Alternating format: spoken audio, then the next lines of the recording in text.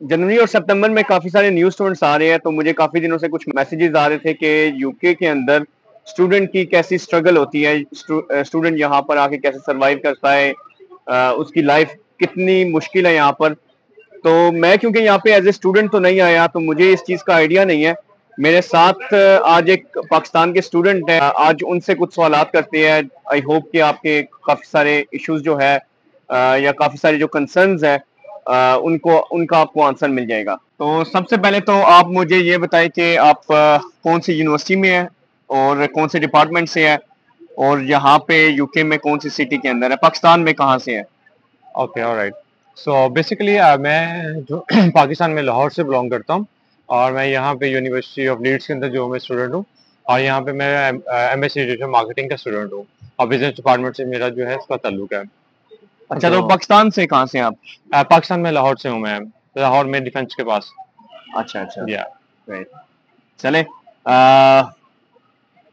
मुझे सबसे पहले तो ये बताएं कि यहाँ पे स्टूडेंट लाइफ जो है यहाँ पे आसान है या मुश्किल है। अगर मैं आपको ऑनेस्टली बताऊं, यहाँ की स्टूडेंट लाइफ नो डाउट बहुत टफ है।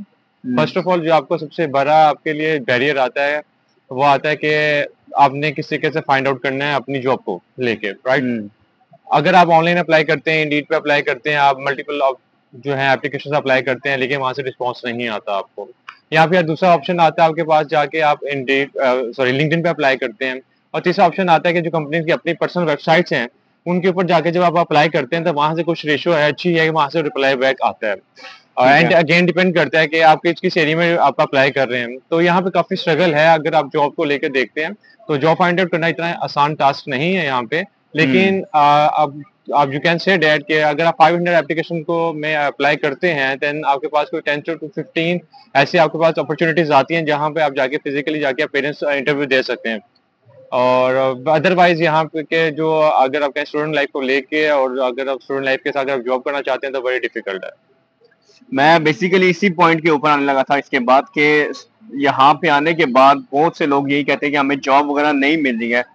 तो उसका आंसर आपने ऑलमोस्ट कर ही दिया कि मतलब आप ऑनलाइन अप्लाई करें और कुछ जगहों पे आपको मिल जाती है। पर ऐसा भी लोग करते हैं कि कुछ लोग रिकमेंड करते हैं आप सीधा टाउन सेंटर में, अभी हम टाउन सेंटर में ही बैठे हुए हैं, जी। तो आप डायरेक्ट टाउन सेंटर में जाइए और डायरेक्ट जाके अपने सीवीज वगैरह ड्रॉप करें, तो शायद आपको जॉब मिल जाएगी। तो आपके केस में ऐसा हुआ, इस आपने ये ट्राई किया था, नहीं किया था। जी, ऑनेस्टली अगर मैं बताऊं, मैंने ये चीज ट्राई नहीं की थी, लेकिन मैंने अपनी जाके सीरीज तो ड्रॉप तो नहीं की थी, लेकिन फिजिकली मैं हर शॉप पे गया था और मैंने उनसे जाके रिक्वेस्ट की थी कि अगर आपके पास कोई अच्छी अपॉर्चुनिटी है या ऑप्शन है तो कैंडी लेट मी नाउ। तो उन्होंने मुझसे मेरे ईमेल वगैरह ले लिए थे। तो वहां से कुछ खास ऐसा रिस्पॉन्स नहीं मिला। बट ये भी एक अच्छी एक्टिविटी है, आप डोर टू डोर जाएं और जाके पूछें, माइट भी आपके पास कोई ऐसी आपके लग काम कर जाए, या उनके पास ऐसी option at that time available हो, तो माइट भी आपको वहां पे एक अच्छी जो है जॉब मिल जाए। But I think so the best platform ये है कि आप ऑनलाइन अप्लाई करें, और स्पेशली कंपनीज की वेबसाइट पे जाके अप्लाई करें, तो वहाँ पे एक अच्छी आपको अपॉर्चुनिटी मिलती है वहाँ पे, और वहाँ से रिस्पॉन्स भी आपको आता है। अगर आप सिलेक्ट होते हैं सही तब है। भी आता है, या फिर अगर आप नहीं भी करते तो हम्म। आपको वो कहेंगे कि आप दोबारा अप्लाई कर लें किसी अदर डिपार्टमेंट में। सही है। और यहाँ पे मोस्टली लोग कहते हैं कि यहाँ पे फीसिस काफी ज्यादा हाई है, तो एजेंट वगैरह वहाँ पाकिस्तान में काम करते हैं, एजेंट फीस ज्यादा लेते हैं यूनिवर्सिटी की निस्बत, या सेम ही फीस होती है उनकी और अ, यूनिवर्सिटी की।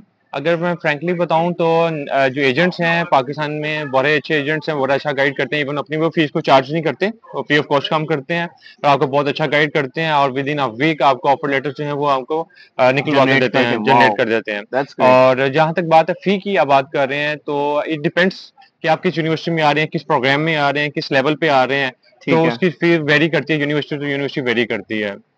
और ठीक है। वह अगर बेसिकली अब वैसे यहाँ पर यूके के अंदर कौन सी यूनिवर्सिटी, अगर स्टूडेंट कोई आना चाह रहा है तो उसको कौन सी यूनिवर्सिटी को टारगेट करना चाहिए जिसकी फीसिस भी कम हो और यहाँ पे एडमिशन रेट भी ज्यादा है। डिपेंड करता है कि सबसे पहले के स्टूडेंट किस एरिया में आना चाहता है, राइट। यहाँ पे बहुत अच्छी अच्छी यूनिवर्सिटीज भी हैं। आप तो लाइक यू नो कि हर एरिया के अंदर, सिटी के अंदर बड़ी अच्छी यहाँ पे यूनिवर्सिटीज हैं। लाइक यूनिवर्सिटी लीड्स बहुत अच्छी यूनिवर्सिटी है, बहुत बड़ी यूनिवर्सिटी है, और उसके डिपार्टमेंट बहुत ज्यादा हैं, बहुत अच्छी यूनिवर्सिटी है। इसके अलावा यूनिवर्सिटी रॉहैम्पटन है, वो बहुत अच्छी एक यूनिवर्सिटी है। फिर यहाँ पे यूनिवर्सिटी ऑफ चेस्टर है, वो बहुत अच्छी यूनिवर्सिटी है, फिर यूनिवर्सिटी प्लेमथ है। तो मल्टीपल, अगेन बात वही है कि आपने किस एरिया में आना है। सबसे पहले आप अपना एरिया सेलेक्ट करें, वो नहीं, किस। मोस्टली तो स्टूडेंट्स को वहां पे पता ही नहीं होता ना, वो तो बस ये कहते हैं कि हमें किस तरीके से वीजा मिले और हम बस जाए यहाँ से, पाकिस्तान से निकले। तो अगर उन्होंने as a fee wise university choose करनी हो तो। अगर फीस प्राइस उन्हें यूनिवर्सिटी चूज करनी है जिसकी कम से कम फी हो, तो मैं उनको भी प्रेफरेंस दूंगा कि वो यूनिवर्सिटी ऑफ चेस्टर को देखें, उसकी फी बहुत ज्यादा कम है। और एक और यूनिवर्सिटी है, यूनिवर्सिटी ऑफ रैम्पटन, उसकी फी जो है वो बहुत कम है। अगर वो आपको स्कॉलरशिप भी दे दें तो आई थिंक मैक्सिमम 12,000 के करीब जो है ना वो आपका ईयरली आपकी जो है वो फीस होती है। मास्टर्स लेवल की मैं बात कर रहा हूँ। तो सही है। आई थिंक सो ये दो यूनिवर्सिटीज का मुझे बड़ा अच्छा क्राइटेरिया पता है कि ये सबसे कम फी ले रही हैं। अदरवाइज बाकी जितनी भी यूनिवर्सिटीज हैं वो यहाँ पे मिनिमम 15,000 17,000 के रेंज के अंदर जो है ना सबकी जो है वो यहाँ पे फी है। 15 to 17,000। 15,000 to 17,000। तो यहाँ पे पर्सनल क्वेश्चन है ये थोड़ा सा, जी जी अगर आप आंसर करना चाहें तो जी कर जी। सकते हैं। कितनी फीस आप दे के आए हैं यूनिवर्सिटी के अंदर, यूनिवर्सिटी ऑफ लीड्स के अंदर? यूनिवर्सिटी लीज के अंदर जो मैंने उनका इनिशियल डिपॉजिट होता है, ठीक है, एनरोलमेंट के लिए जो कि जरूरी होता है, तो आपको कम से कम 8,000 जो है वो आपको पे करना पड़ता है। 8,000 पे करना 8,000 पड़ता है, आपको और कम से बाकी कम का पे यहाँ करना पे रहता आने के है। बाद? बाकी का यहाँ पे आने के बाद जो है वो आप पे करते रहते हैं इंस्टॉलमेंट्स पे। सही है। तो यहाँ पे पार्ट टाइम जॉब से वो निकल आती है सैलरी, और आपका खर्चा वगैरह निकालने के बाद? अगर मैं फ्रेंकली आपके बात बताऊं तो यहाँ पे आके बड़ा डिफिकल्ट हो जाता है। अगर आपको यहाँ पे एनए की जॉब मिल जाती है, और हर स्टूडेंट के लिए वही है जॉब, और सब वही कर रहे होते हैं यहाँ पे, तो वहां से आप फी निकालना आपके लिए थोड़ा सा डिफिकल्ट होता है। अगेन डिपेंड करता है कि आपकी फी कितनी है। लाइक अगर आपकी फीस 12,000 के करीब है तो might be it is for you easy, for you easily आप वहां पे क्या कर सकते हैं, आप इसको फी को निकाल सकते हैं। अदरवाइज अगर हम दूसरी यूनिवर्सिटीज की बात करें इनकी फी कदरे हाई है, तो वहां पे भी आपको बड़ा डिफिकल्ट टाइम देना पड़ता है और पॉसिबल नहीं होता सम टाइम। सही है। और कितना पर और यहाँ पे रेट है एज ए स्टूडेंट, वेज जो है?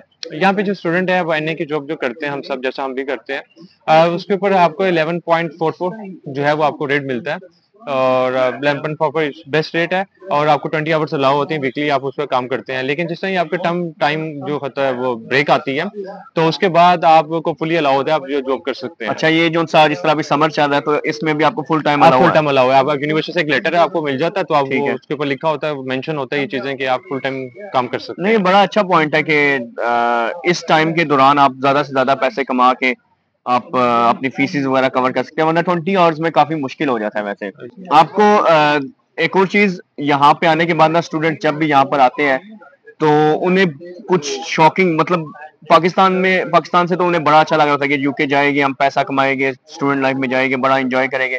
तो सबसे बड़ा शौक क्या लगा आपको यहाँ पे आने के बाद?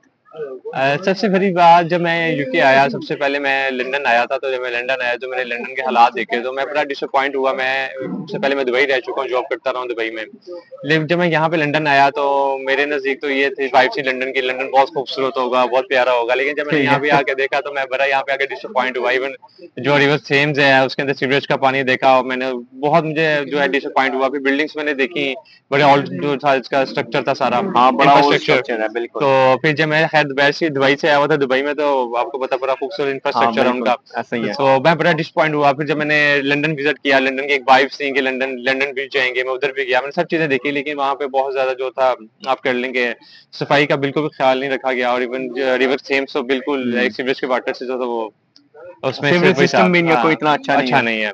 तो ये वाकई में बड़ा शॉकिंग लगता है। हमारे माइंड में जो चीजें दिखाई जाती है या हमें वीडियोस वगैरह के अंदर या मूवीज के अंदर जो हम देखते हैं, हम एक बड़ा पॉजिटिव इमेज देखते हैं, पर रियल में ऐसा नहीं होता। थोड़ा सा शौक लगता है ये बहुत चीजें ज्यादा। देख फिर के। इवन यहाँ का ट्रेन सिस्टम मैंने देखा लंदन का, वो मैं उससे बड़ा डिसअपॉइंट हुआ। इतनी वो आप कह लेंगे उनकी सीट्स भी बड़ी आप कह लेंगे डिस्कम्फर्ट है। डिस्कम्फर्ट थी और बहुत गंदी थी। मतलब यार, मैं दुबई से आया हुआ था, दुबई का ट्रेन सिस्टम और उनका बस सिस्टम तो बहुत दुबई तो फिर आउटस्टैंडिंग है, नेक्स्ट लेवल है ना। नेक्स्ट लेवल है। असल में इशू ये है कि यूके जो है ये 1980s में, ये मेरा ख्याल है आई गेस 1960s में इनका ये ट्रेन सिस्टम बना था। तो दुबई का अभी जाहिर सी बात है लेटेस्ट टेक्नोलॉजीज के साथ बनाए और अभी न्यूली डेवलप्ड है, तो वहां का और यहाँ का डिफरेंस बहुत ज्यादा होगा। एग्जैक्टली अगर आप दुबई से आते हैं तो फिर तो आपके लिए यहाँ पे आके आपको लगेगा कि मैं शायद रॉन्ग प्लेस पे आ गया। आपको पहले 1-2 महीने ऐसा लगेगा और आपको ऐसा लगेगा कि शायद मैंने जो इन्वेस्टमेंट की है वो बिल्कुल वेस्ट की है।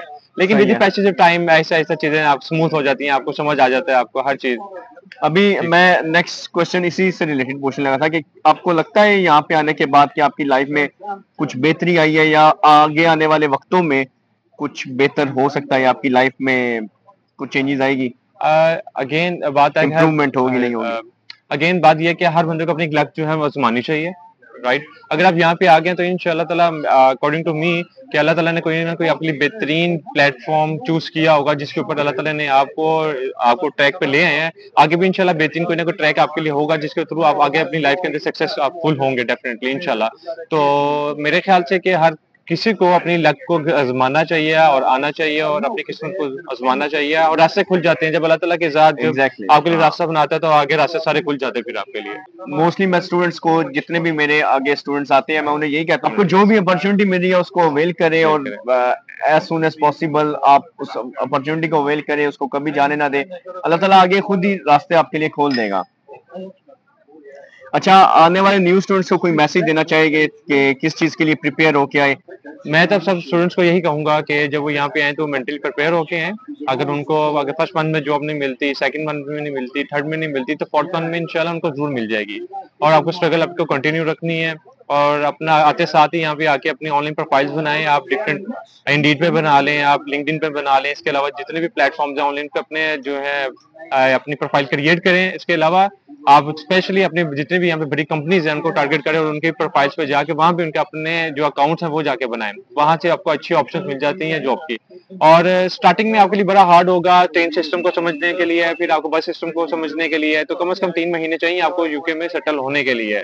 आफ्टर 3 मंथ जो है आपकी चीजें इंशाल्लाह ऐसे ऐसे स्मूथ हो जाएंगी। देखिए पहले 3 मंथ में आपको बड़ा डिफिकल्ट जो है वो आपको देखना थोड़ा सा पड़ेगा। शौक भी लगेगा, थोड़ा सा मुश्किल होगा वक्त, पर आस्ता आस्ता इंशाल्लाह चीजें सेटल हो जाएगी। और एक और चीज मैं मस्ट मेंशन करना चाहूंगा कि अगर आपको एक सिटी के अंदर आप कंटिन्यूसली जॉब अप्लाई कर रहे हैं, आपको जॉब नहीं मिल रही, तो उस सिटी को चेंज करके देखें, शायद आपके पास बेहतर अपॉर्चुनिटी वगैरह आ जाए। बिल्कुल ठीक कह रहे हैं, बिल्कुल ऐसे ही है। आपको सिटी को चेंज करना चाहिए और आपको आसपास सब जगह पे एक्सप्लोर करना चाहिए।